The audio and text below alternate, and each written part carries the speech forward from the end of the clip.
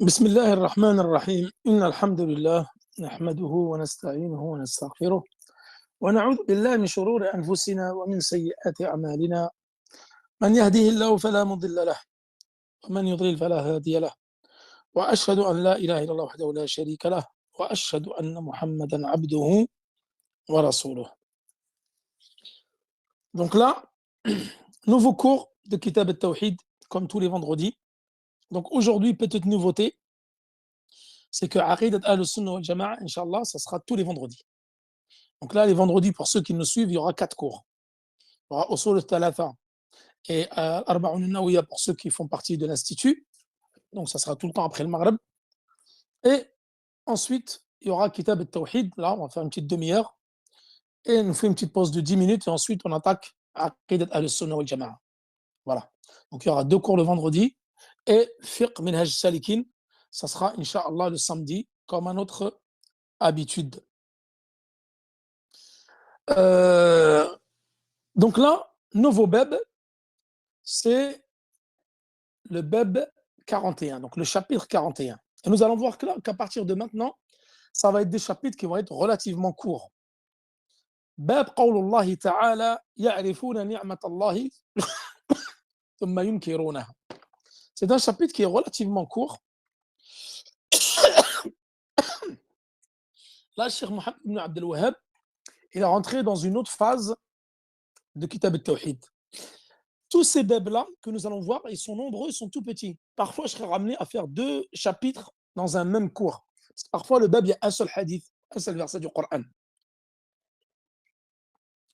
Là, rappelez-vous, nous avons parlé au début la définition du tawhid, l'éloignement du shirk et tous les types de polythéisme avec les amulettes, etc. Après, nous avons vu une série de 7 bebs sur le sihr, sur la magie, sur les devins, sur l'astrologie, etc. Là, dans cette nouvelle série, qui va comporter plusieurs chapitres, c'est ce qu'on appelle Al-Manahi al-Lafdiyya, c'est-à-dire ce qu'il est interdit de dire dans la législation. Et nous allons voir que ce type de parole-là, ça va faire diminuer le monothéisme parfait. Et là, Cheikh Mohammed ibn Abdel Wahhab, il a évoqué donc ce verset, et ils reconnaissent le bienfait d'Allah, puis ils le renient. Donc il rapporte une parole de Mujahid qui est un tabi'i et qui est l'élève de Abdullah ibn Abbas. Rappelez-vous de Mujahid qui a dit « J'ai lu le Coran à Abdullah ibn Abbas en entier, 3 fois. Je me suis arrêté à chaque verset du Coran et j'en ai demandé l'explication à Abdullah ibn Abbas. » Ensuite, il rapporte la parole de Aoun ibn Abdullah qui est un tabi'i aussi et Ibn Qutayba. Ensuite, il va évoquer le hadith de Zayd ibn Khalid que nous avons déjà vu dans l'Istisqa bil Anwa. Le fait de demander la pluie aux étoiles. Imputer la pluie aux étoiles et non à Allah subhanahu wa ta'ala. Ça, nous l'avons vu dans les chapitres précédents. Et ensuite, une parole qui était rapportée donc des pieux prédécesseurs à Abu al-Abbas et Cheikh al-Islam ibn Taymiyyah. Donc c'est un chapitre qui est relativement court que nous allons expliquer aujourd'hui. Donc là, Mujahid, il dit la signification de ce verset est, et nous allons voir que يعرفون نعمة الله ثم ينكرونها elle a plusieurs significations de la part des exégètes. Et nous allons nous restreindre à 2 significations majeures, les plus répandues. Et le mot renier ici, pareil. Par les exégètes, il est donné plusieurs interprétations. Et nous allons nous contenter de quelques-unes, les plus plausibles. Certaines qui, on va dire, qui se sont un peu éloignées du sens. Et nous allons voir que les paroles de ces tabi'i, c'est une explication indirecte du verset du Coran. En fait, c'est des exemples qu'ils ont donnés pour venir conforter l'explication du verset dans le fait de renier les bienfaits d'Allah subhanahu wa ta'ala. Donc c'est Manahi al-Lafdiyya ou ces paroles-là qui vont être ay takhdish, comme ils disent les takhdish fi kamal al-tawhid al-wajib, c'est-à-dire qu'ils vont à l'encontre du tawhid parfait, c'est-à-dire la perfection des tawhid. Donc là, le devoir du serviteur est de savoir que tous les bienfaits viennent d'Allah subhanahu wa ta'ala et que la perfection, tahqiq al-tawhid al-kamil, ça que nous avons déjà vu dans un chapitre, la perfection du tawhid ne peut s'atteindre qu'en attribuant tous les bienfaits à Allah subhanahu wa ta'ala. Et que il est nécessaire de savoir qu'attribuer les bienfaits à autre qu'Allah subhanahu wa ta'ala, ceci va diminuer la perfection du tawhid. C'est une carence dans la perfection du tawhid obligatoire. Et d'ailleurs, c'est une forme, le fait de dire cela, grâce à toi, grâce à telle chose, j'ai été épargné, grâce à ça, j'ai réussi tel examen, etc. C'est-à-dire que tu vas imputer le bienfait à autre qu'Allah subhanahu wa ta'ala, que c'est Allah subhanahu wa ta'ala donne les bienfaits. Ceci est une forme de polythéisme mineur, en raison de la parole d'Allah subhanahu wa ta'ala qui dit et tout ce que vous avez comme bienfait provient d'Allah subhanahu wa ta'ala. À partir du moment, les abeilles, verset 53, à partir du moment que tu sais que tous les bienfaits proviennent d'Allah, tu ne peux pas imputer les bienfaits à autre qu'Allah subhanahu wa ta'ala. Ce verset-là du Coran, اختلف المفسرون. Donc les exégètes ont divergé quant à son interprétation. Donc concernant la ni'ma, et nous allons voir concernant le fait de renier selon plusieurs interprétations.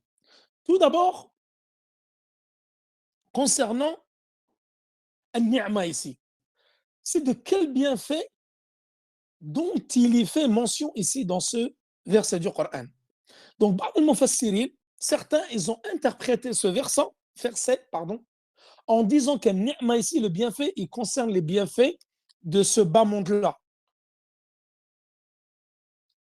Et concernant l'inkar, le fait de renier les bienfaits, les exégètes ont cité plusieurs avis. C'est-à-dire, comment renie-t-on les bienfaits d'Allah subhanahu wa ta'ala? Par quel moyen? Est-ce que c'est avec des paroles, des actes ou autres? Chose que nous allons voir donc dans ce court chapitre.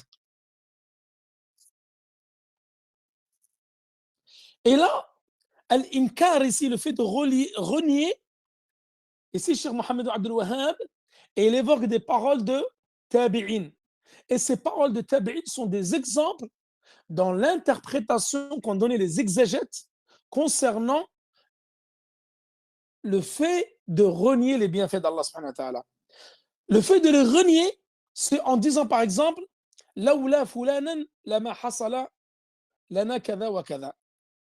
Ou le fait de dire, et ça nous allons voir, c'est cité dans le hadith, dans le chapitre, هذه أموالنا ورثناها عن آبائنا.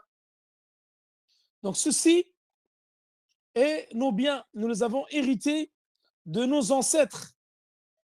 Et le fait de dire que s'il n'y avait pas telle personne, alors il ne serait pas produit telle chose. Et le fait de dire aussi que ceci est mon bien, je l'ai hérité de mes ancêtres. Si ce n'avait pas été un telle chose n'aurait pas pu arriver.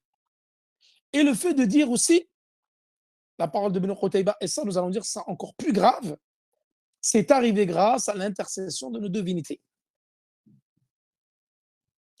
Et également,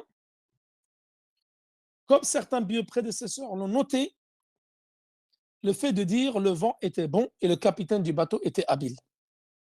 C'est-à-dire qu'en fin de compte, ils ont pu échapper aux vagues, aux énormes vagues lorsqu'ils étaient en bateau.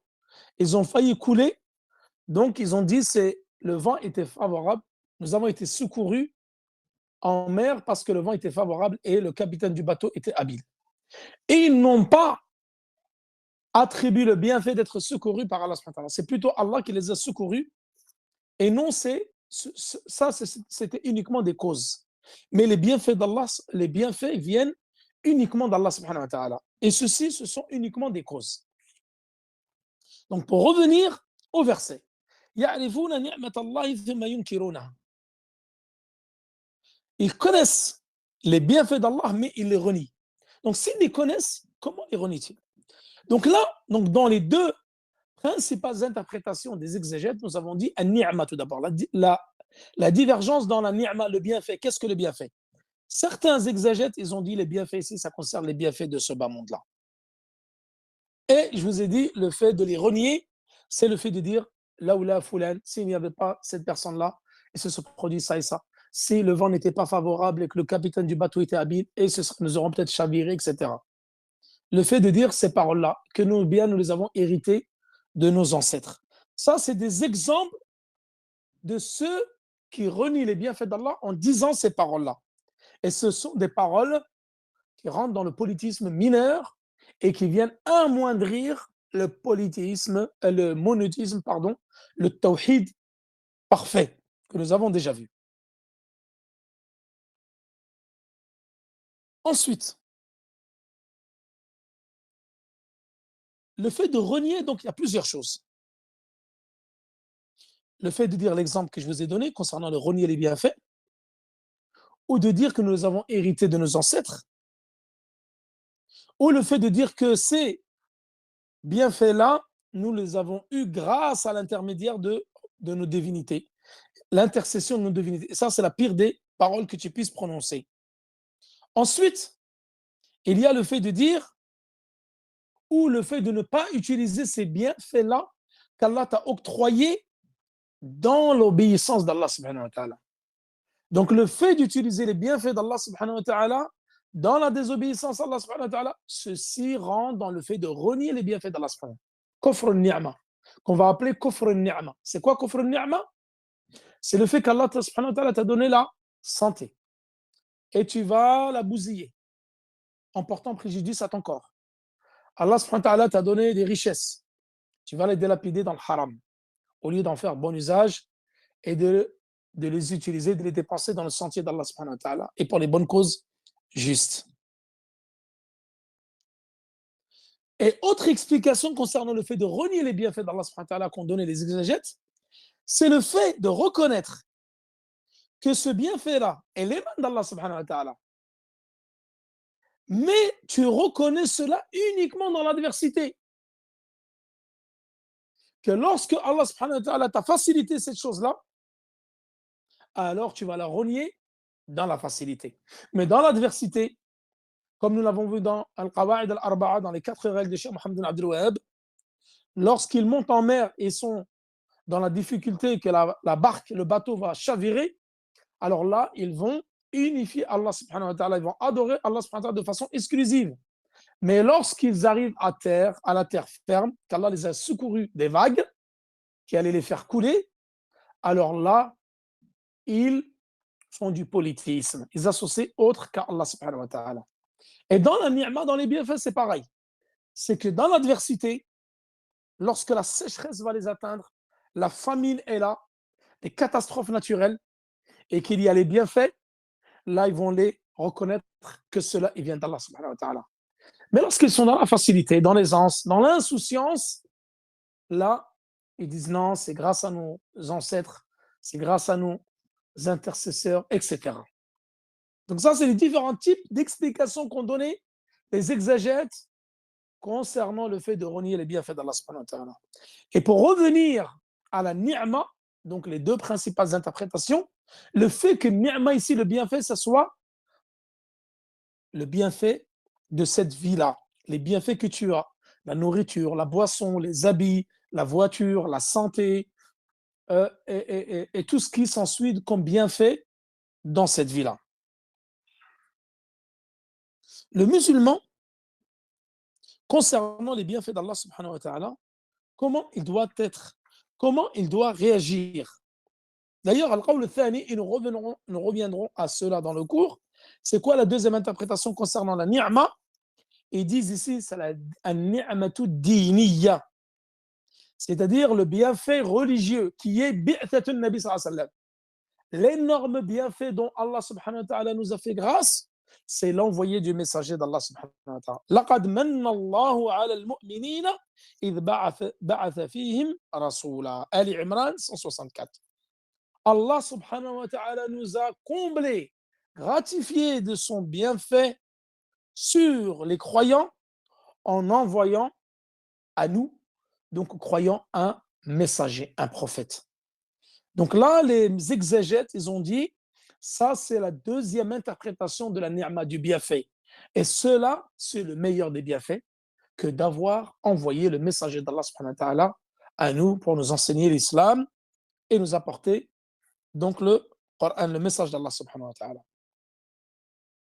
Ensuite, comment doit se comporter le musulman, al-muwahhid, al-mu'min, le croyant, le monothéiste sincère, pour parfaire son tawhid, de concrétiser son tawhid par rapport au bienfait. Allah subhanahu wa ta'ala t'a donné des richesses, Allah t'a donné la santé, Allah t'a donné l'intelligence, Allah t'a donné toutes sortes de bienfaits. Comment toi, tu dois te comporter par rapport à cela? Tout d'abord, الاعتراف القلب بأن الله هو المتفضل بما وحده بها المتفضل بها وحده لا شريك له. C'est le fait de reconnaître avec ton cœur que c'est Allah seul qui t'a envoyé son bienfait et de ne rien lui associer dans la cause du bienfait.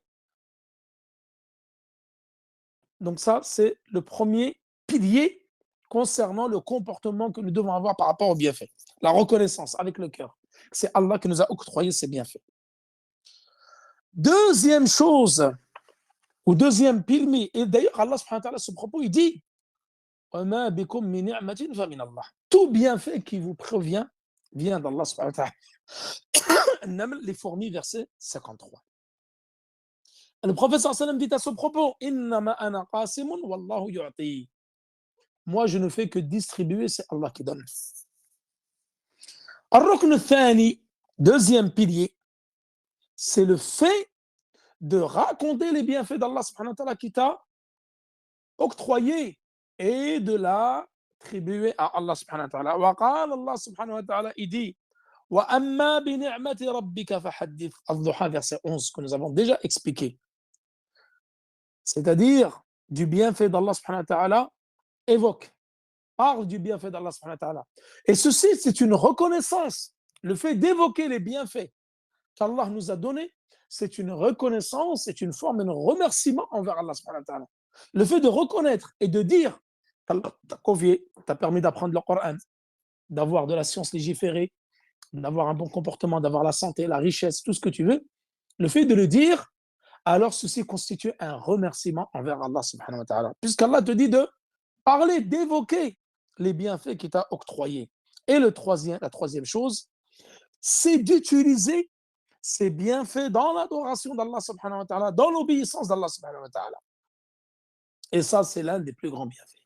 C'est qu'Allah t'a donné un bienfait et tu l'as mis en pratique dans l'obéissance d'Allah subhanahu wa ta'ala. Et là, à la fin du verset, Allah dit wa aktharuhumul kafirun. Et la plupart sont mécréants. Donc ce verset qui a été révélé aux Qurayshites, les habitants de Mecca, استشكل على بعض المفسرين. Donc certains exégètes, ils disent comment ici wa aktharuhumul kafirun. Donc eux, ils sont tous mécréants. Alors pourquoi on dit ici, Allah il dit et la plupart d'entre eux sont mécréants. Alors que les kuffars de Quraysh, ils étaient tous mécréants. Donc comment comprendre ce verset? Ici, il ne faut pas l'interpréter dans le sens de la mécréance qui est le contraire de la véracité d'acceptation du message. Non, c'est kufr al-juhud, c'est-à-dire le fait de renier ay at-takdhib et non pas la négation, la mécréance. Aktharuhum al-kafirun ay aktharuhum al-jahidun ay kufr juhud. C'est quoi le kufr al-juhud ici? C'est-à-dire la mécréance de la négation. C'est le fait que ta langue, elle dément ce que ton cœur croit. C'est-à-dire que tu sais qu'au fond de toi, Allah, c'est lui qui t'a créé. Tu sais qu'au fond de toi, c'est Allah qui t'a donné cette subsistance. Mais tu la renies par ta langue. Donc, on dit, ça, c'est un kufr juhud. Donc, c'est le fait de renier par la langue, alors que ton cœur acquiesce de cela, croit en cela. D'accord? Donc ça, c'est la différence entre kufr takdhib ou al-kufr juhud. Kufr juhud, c'est uniquement la langue qui dément, qui renie. Mais le cœur, lui, il y croit avec véracité. Wa kufr takdhib, c'est comme faisaient les Qurayshites, c'est le fait de renier avec le cœur et la langue. Et d'ailleurs, les Qurayshites, comme nous l'avons vu dans Qawaid al-Arba'a et dans certains chapitres de Kitab Tawhid, وَإِذَا سَأَلْتَهُمْ مَنْ خَلَقَ السَّمَاوَاتِ وَالْأَرْضَ يَقُولُونَ اللَّهُ. Lorsque tu vas les questionner, qui est-ce qui a créé les cieux et la terre, ils te diront Allah. Donc, nous avons vu que les Qurayshites, ils croyaient en Allah subhanahu wa ta'ala dans l'unicité de la seigneurie. Vous savez que c'était lui qui avait la subsistance, la gérance de l'univers, la royauté absolue, et c'est lui qui les avait créés. Mais eux, ici, concernant les bienfaits, ils vont faire un kufr du houd, c'est-à-dire que la plupart d'entre eux démentent avec leur langue ce qu'ils croient avec leur cœur. Et une autre interprétation qui a été donnée par les exégètes concernant wa aktharuhum al-kafirun, c'est-à-dire qu'Allah subhanahu wa ta'ala, il dit que la plupart d'entre eux sont mécréants, c'est-à-dire qu'ils vont mourir sur la mécréance. Que la plupart des Qurayshites vont mourir sur la mécréance et peu d'entre eux vont rentrer dans l'islam. Donc voilà concernant l'explication de ce premier verset. Ensuite, la parole de Mujahid. Et nous allons voir que la parole de Mujahid, c'est un exemple donné quant à l'interprétation de l'inkar, le fait de renier les bienfaits d'Allah subhanahu wa ta'ala, comme je vous ai dit. Et d'ailleurs, tous les propos qui sont cités après par Cheikh Mohammed ibn Abdel Wahhab ici, ça relate l'explication de qu'est-ce que le reniement du bienfait d'Allah subhanahu wa ta'ala. قال مجاهد ما معناه هو الرجل أي, c'est-à-dire Mujahid ici il dit, qui est l'élève de Abdullah ibn Abbas, il dit le sens de ce verset, c'est le fait de dire, par exemple, donc il cite ça avec des exemples, le fait de dire قول الرجل هذا مالي ورثته من عن آبائي. Ça, c'est mon bien, je l'ai hérité de mes ancêtres. Il renie le fait que ce bien-là vient d'Allah subhanahu wa ta'ala. C'est Allah qui octroie les biens. نحن نرزقكم. C'est nous vous donnons la subsistance. وفي السماء رزقكم وما توعدون. C'est dans le ciel qu'est votre subsistance et ce qu'on vous a promis. Donc cet argent-là que tu as hérité de tes grands-parents, il vient d'Allah subhanahu wa ta'ala. Donc tu ne peux pas dire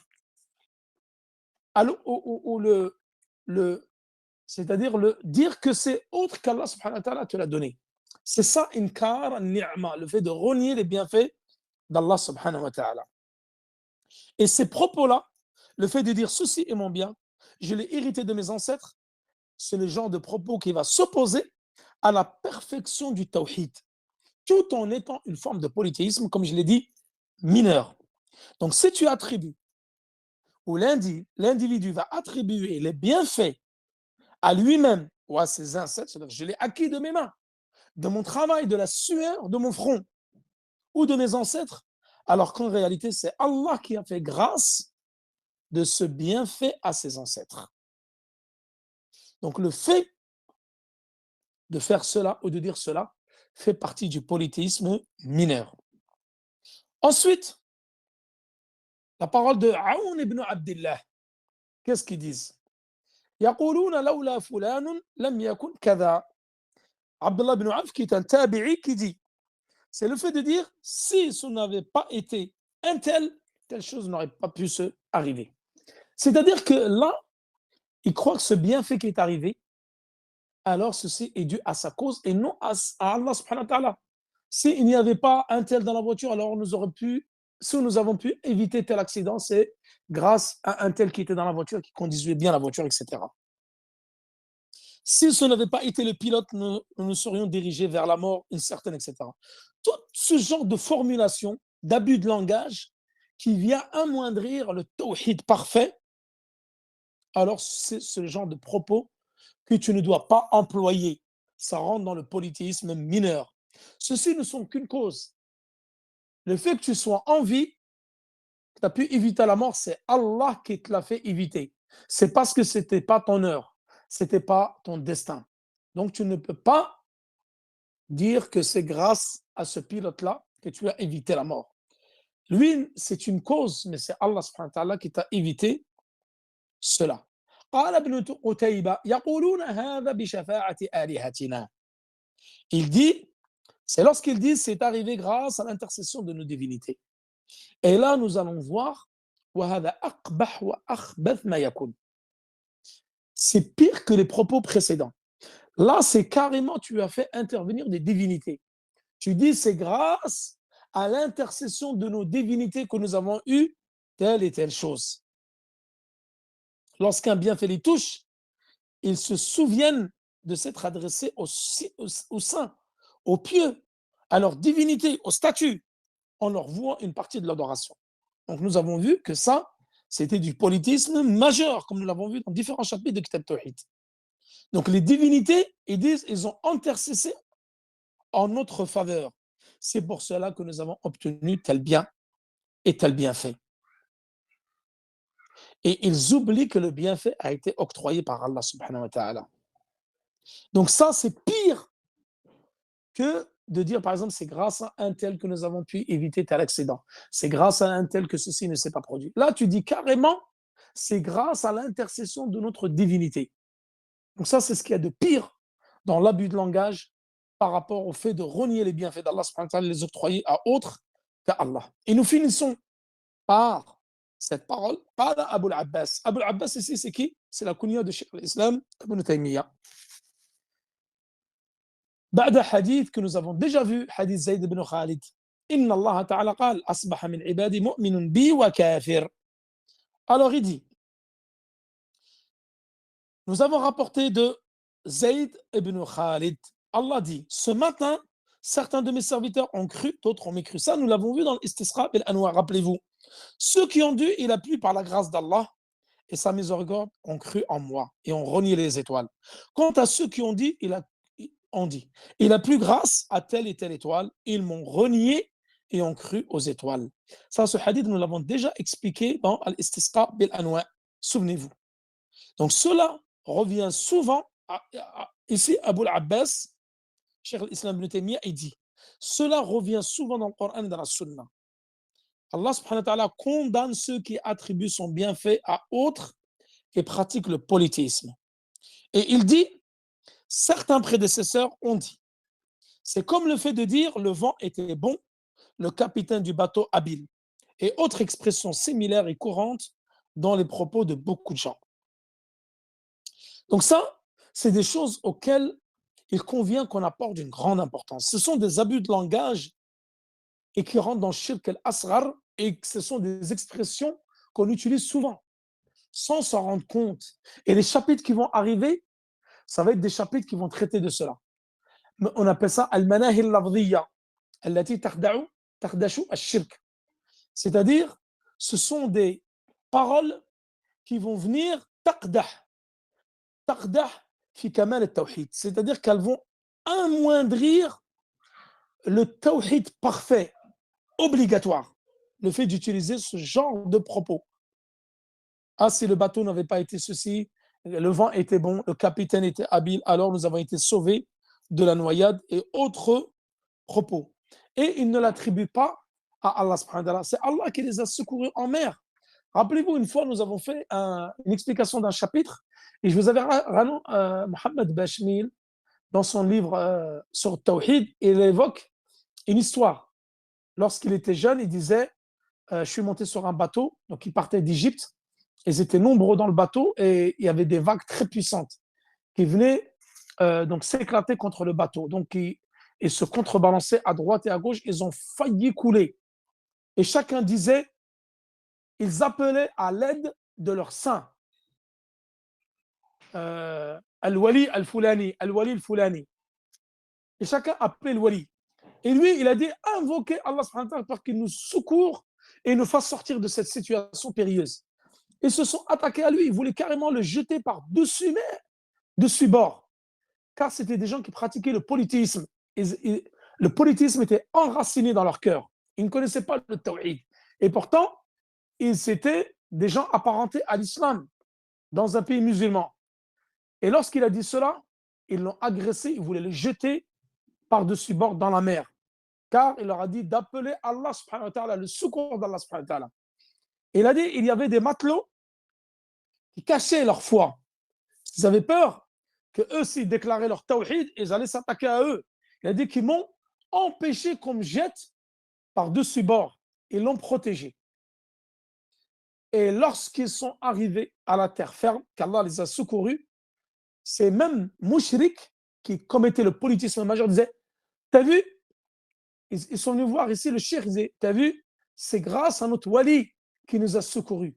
Et à aucun moment, ils disaient, c'est grâce à Allah subhanahu wa ta'ala. Des gens qui habitent en terre d'islam et qui pratiquent le grand politisme ouvertement.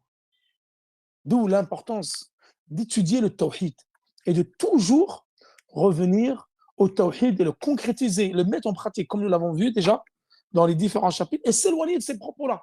De dire, j'ai réussi grâce à lui, j'ai réussi grâce à ça, je m'en suis enrichi grâce à ça.